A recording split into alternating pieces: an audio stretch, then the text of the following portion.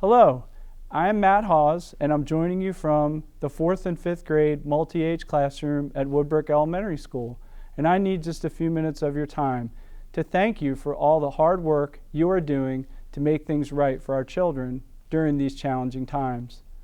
Last week, I recommended to our school board, and they approved a cautious step forward in our return to school plan.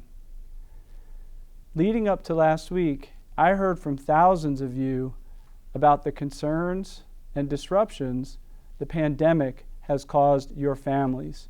And this includes our teachers, classified staff, our ACPS students, and families. I want you to know you have been on my mind every day, and that will continue to be true. I was thinking about you when I made my recommendation. My goal is to balance the health and safety of our students, families, and employees with the social and emotional development and learning needs of our youngest learners. We are planning to do that by providing a broader range of choices to our parents and employees, and I thank all of you for the role you are playing to make this happen. I thank all of our school administrators for the special instructional, staffing, and safety plans they are developing. I am grateful to all of our teachers for your thoughtfulness in conversations with your principals about what you see as the right next steps for you. And I appreciate all of our parents taking time to let us know your choice with regard to your child's mode of learning.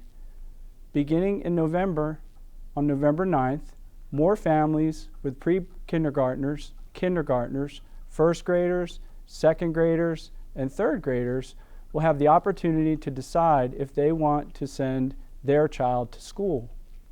The schedule for these students will combine in-person instruction 2 days per week with learning activities at home the other 3 days. The same expanded choice will be available to more parents of our English language learners and of special education students. And our middle and high school principals and their teams of educators will invite some students to school who are not fully engaging with their learning in a virtual environment. We will do all we can do to support the same choice for our employees, whether to continue to work from home or to come into school to work with students. Every week, I make it a point to visit schools to see firsthand the remarkable work being done by teachers, both in person and online.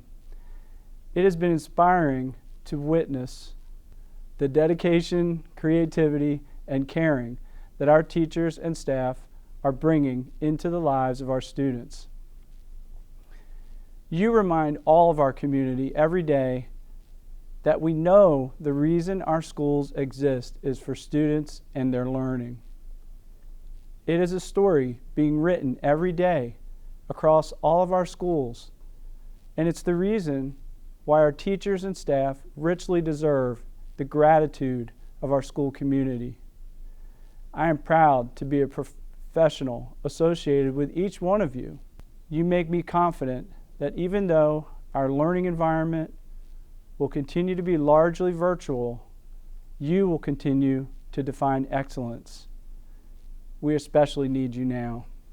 Our shared mission is to ensure that the success of each student will not be limited because of his or her race, class, gender, or special capacities.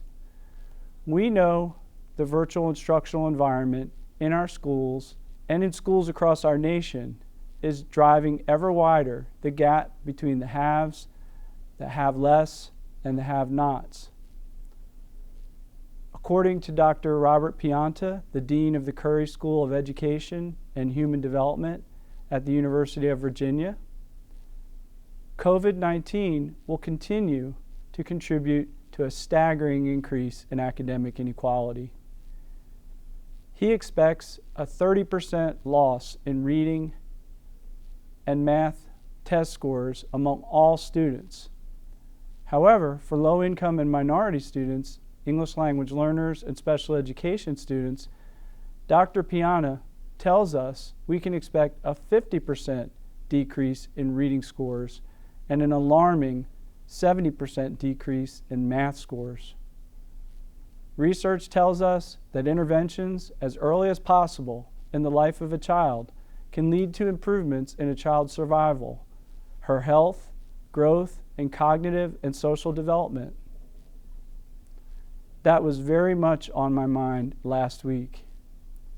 And it is a conclusion on the mind of our State Department of Education, which has advised school divisions that in-person instruction should be a priority for our youngest learners.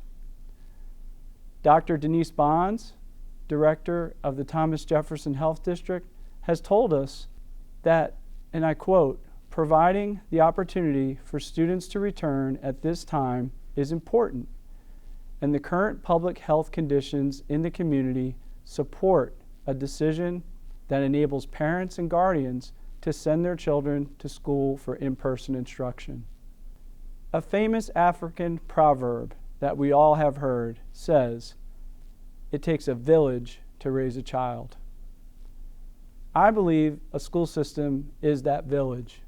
It is a collective educational system of teachers, students, and families working together to create high-quality and meaningful learning experiences for students. Now, I know that not all of the students we have invited into schools will come. Not all of our teachers will choose to be in school. This will result in some unavoidable changes in the assignments of students with teachers. That is not ideal, but it should not deny the right of parents to choose what is best for their children, or of teachers to choose what is best for themselves as well. And if we truly believe that it takes a village to raise a child, then we also believe that it takes more than one person. Let me share with you the words I wrote last week about our teachers, but which really describe all of our staff and parents who make up our village. I am grateful to and amazed by our teachers and staff through their empathy, creativity, and the Herculean hard work that they are making the best of a very tough situation and making virtual learning work as best as it can. I am inspired by what our teachers are doing, and I think about them every day and the pressure they feel to get it right. And there's a lot going right, thanks to our employees, and I really can't thank them enough.